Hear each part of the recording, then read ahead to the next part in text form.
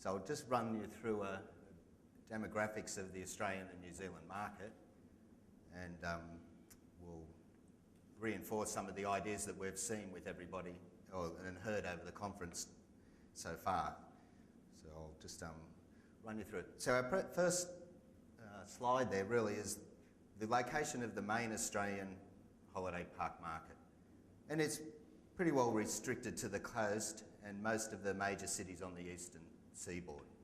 Our market is Australia-wide, New Zealand, Tasmania, and we even have a reasonably large backpacker hostel in Israel that uses our Digital Rez software. And our split of our clients is, you can see up there, 75%, the majority is in the campground market, and backpackers is another growing area that's working well for us because they're technology takers. You know, backpackers don't book until the day before they arrive at a hostel, or 2 days. And that's now becoming, we're seeing this trend coming into the holiday park market as well. People really, with their Wi-Fi and their laptops, they're just travelling around, and if they like a location, they'll stay there 1 day, 2 days, 3 days.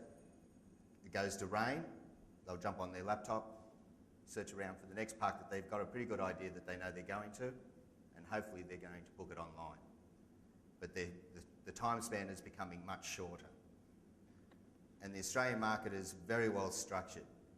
Over 80% of all our entire market, and this goes into the backpacker market as well, are in associations, being state bodies, or in marketing groups. So again, the operators are fed information from the state associations, the marketing groups, so they're watching the trends fairly carefully. And they're all doing fairly well at the moment down in Australia and New Zealand. We've got, and Tony was saying before, we're running about 20,000 new registrations a year. In Australia, it's split mostly between caravans and then new park cabins is a big growing area, and new motorhomes, which is RVs. RVs are still a very small part of our market. But in all of that, we have a tremendous challenge coming in Australia, and that's availability of sites. We're losing parks at a very high number, and we're increasing our customer base, but we haven't got the stock for them. Just a little statistic. This is again from the New Zealand industry, because they monitor and poll their users, the parks, regularly. I think Kelly would like to see this. This is products increased since the year 2000, and all of it is internet, Wi-Fi, internet. Online bookings, and the new trend in Australia and New Zealand is fully serviced cabin accommodation. And you'll see cabin, I'll bring that up in a moment, but it's just jump in your car, turn up at the park, pay your money, walk straight in. You've got a fully serviced apartment, basically, to use. The locations have been cleaned up, and we're going, very green with a lot of the caravan parks, including a lot of amenities like tennis courts and squash courts and all sorts of activities for the guests.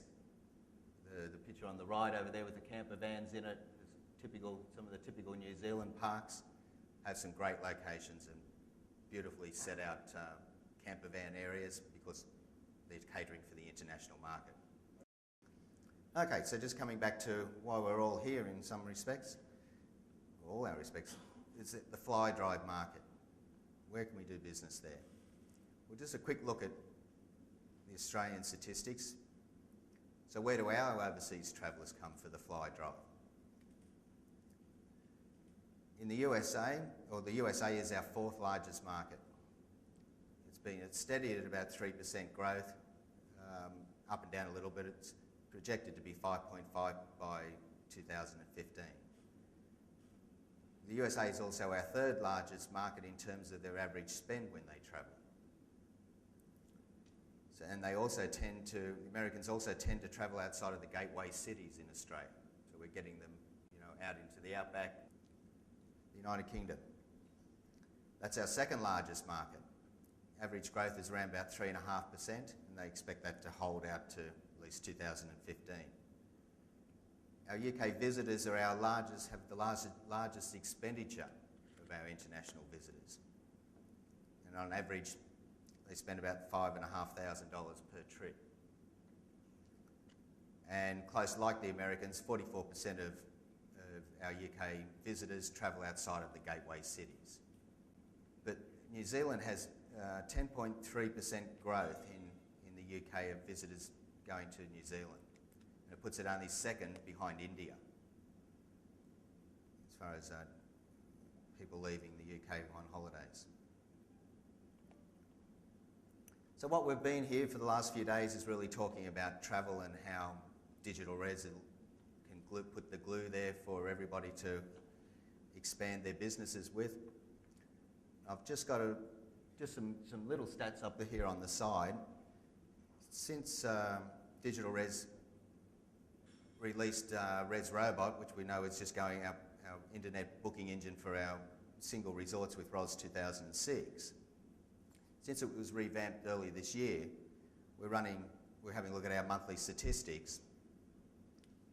And as Ken was saying, we've moved 160 odd users across in the last few months and just watched the sales go up like this. So the USA is, for the month of September, is averaging $210 a day on Rez Robot bookings. In Australia, and Australia and New Zealand, because of our higher cabin accommodation, we're running $212. And Canada's running around about average $90 a day per person.